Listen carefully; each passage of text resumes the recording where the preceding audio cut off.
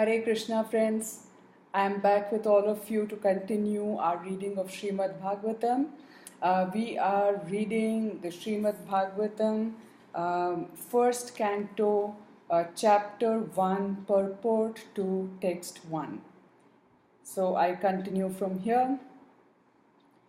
Unscrupulous persons go immediately to the 10th canto and especially to the 5 chapters which describe the Lord's Rasa Dance.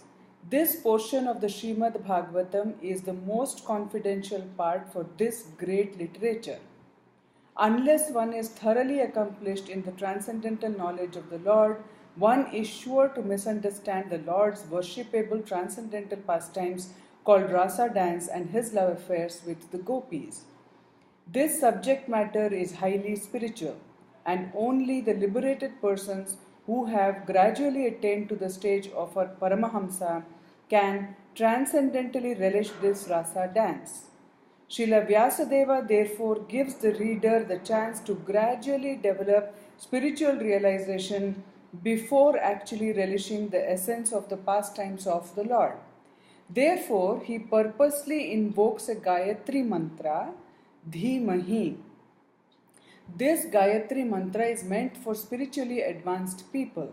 When one is successful in chanting the Gayatri mantra, he can enter into the transcendental position of the Lord. One must therefore acquire Brahmanical qualities or be perfectly situated in the quality of goodness in order to chant the Gayatri mantra successfully and then attain to the stage of transcendentally realizing the Lord, His name, His fame, His qualities, and so on.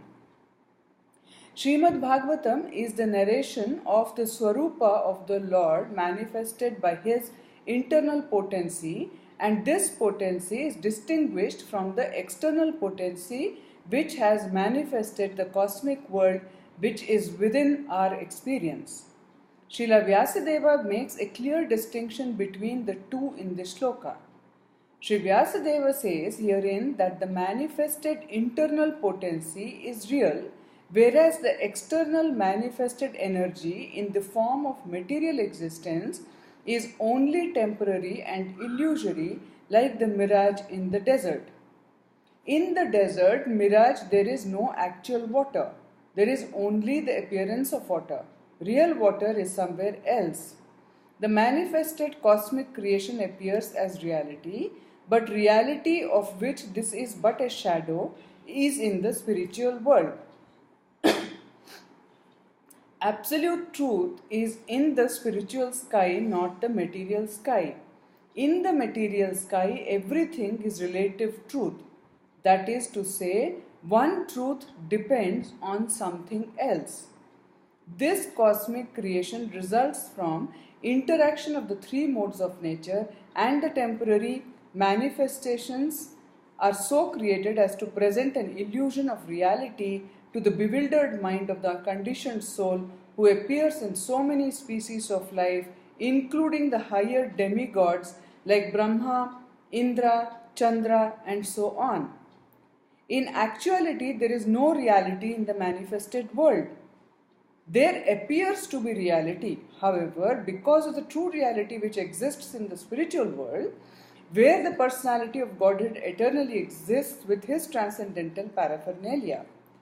The chief engineer of a complicated construction does not personally take part in the construction, but he knows every nook and corner because everything is done under his direction. He knows everything about the construction both directly and indirectly. Similarly, the personality of Godhead, who is the supreme engineer of this cosmic creation, knows every nook and corner, although affairs are being carried out by demigods. Beginning from Brahma down to the insignificant ant, no one is independent in the material creation. The hand of the Lord is seen everywhere. All material elements as well as all spiritual sparks emanate from Him only. And whatever is created in this material world is but the interaction of the two energies, the material and the spiritual, which emanate from the absolute truth, the personality of Godhead, Sri Krishna. A chemist can manufacture water in the chemical laboratory by mixing hydrogen and oxygen. But in reality, the living entity works in the laboratory under the direction of the Supreme Lord, and the materials with which he works are also supplied by the Lord. The Lord knows everything directly and indirectly, and he is cognizant of all minute details, and he is fully independent. He is compared to a mine of gold, and the cosmic creations in so many different forms are compared to objects made from the gold, such as gold rings, necklaces, and so on. The gold ring and the gold necklace are qualitatively one with the gold in the mine, but quantitatively the gold in the mine is different. Therefore, the absolute truth is simultaneously one and different. Nothing is absolutely equal with the absolute truth, but at the same time, nothing is independent of the absolute truth. Conditioned souls, beginning from Brahma, who engineers the entire universe, down to the insignificant ant, are all creating. But none of them are independent of the Supreme Lord. The materialist wrongly thinks that there is no creator other than his own self.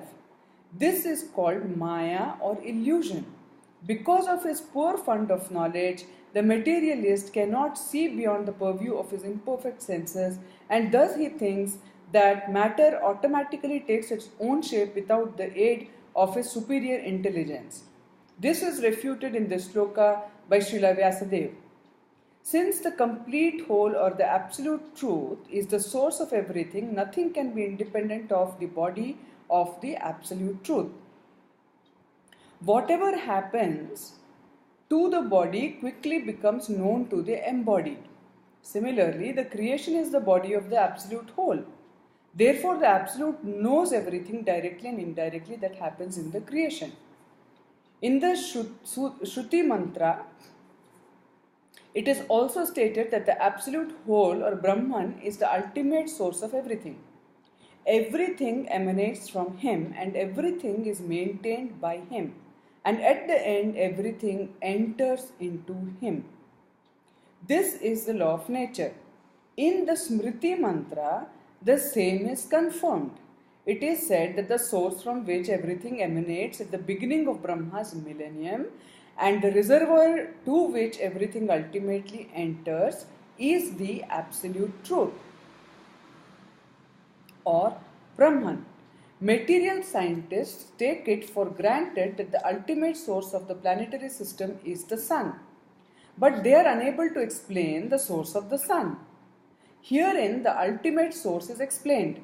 According to the Vedic literatures, Brahma, who may be compared to the sun, is not the ultimate creator.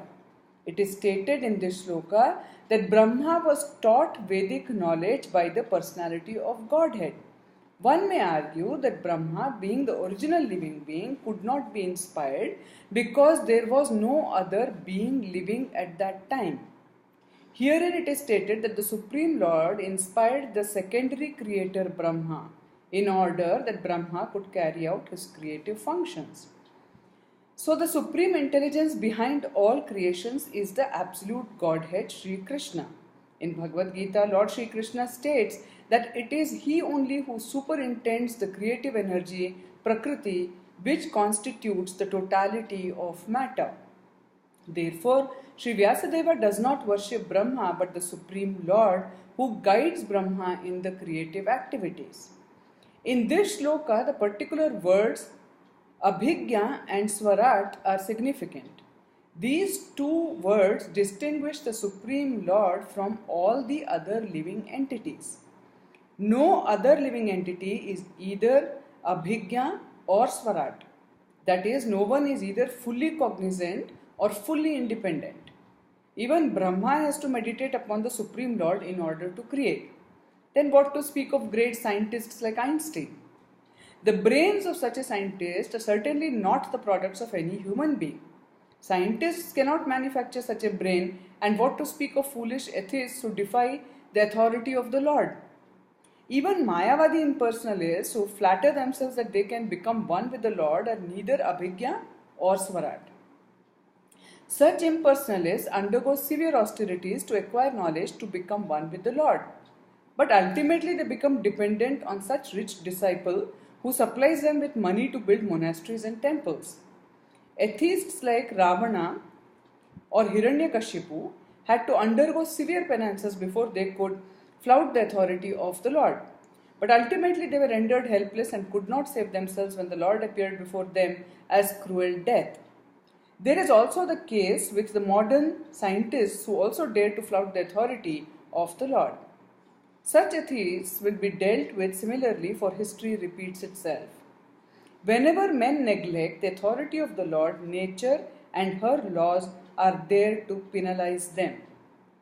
This is confirmed in Bhagavad Gita in the well-known verse Yada yada hi dharmasya glanihi.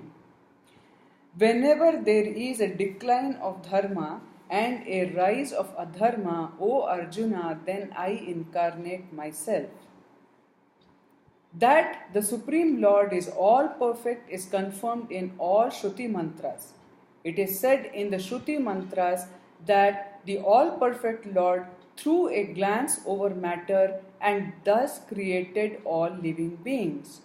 The living beings are parts and parcels of the Lord, and He impregnates the vast material creation with seeds of spiritual sparks, and thus the creative energies are set in motion to enact so many wonderful creations. An atheist may argue that God is no more expert than a watchmaker, but of course God is greater because He can create machines in duplicate male and female forms. The male and female forms of different types of machineries go on producing innumerable similar machines without God's further attention. If a man could manufacture such a set of machines that could produce other machines without his attention, then he could approach the intelligence of God. But that is not possible, for each machine has to be handled individually. Therefore, no one can create as well as God. Another name for God is Asamarudva.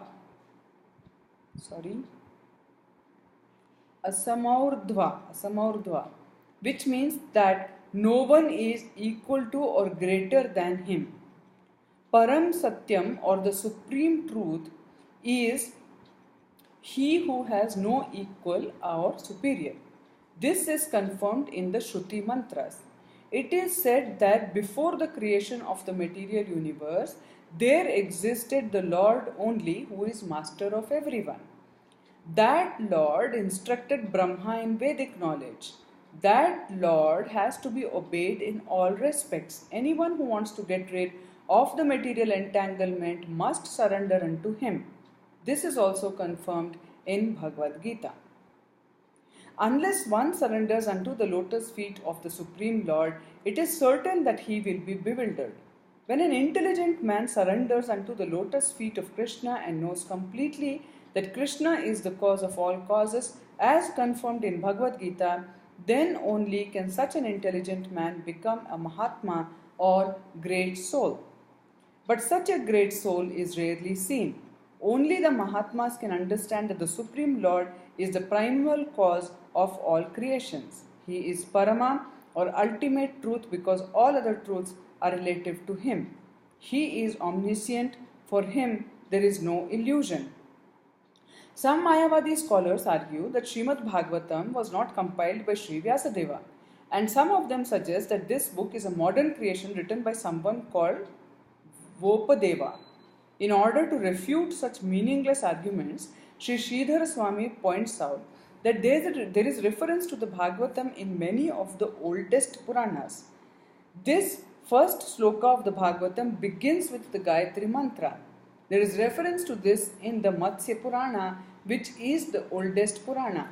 In that Purana, it is said, with reference to the Gayatri mantra in the Bhagavatam, that there are many narrations of spiritual instructions beginning with the Gayatri mantra. And there is the history of Vratrasura. Anyone who makes a gift of this great work on a full moon day attains to the highest perfection of life by returning to Godhead. There is reference to the Bhagavatam in other Puranas also, where it is clearly stated that this work was finished in 12 cantos, which include 18,000 slokas.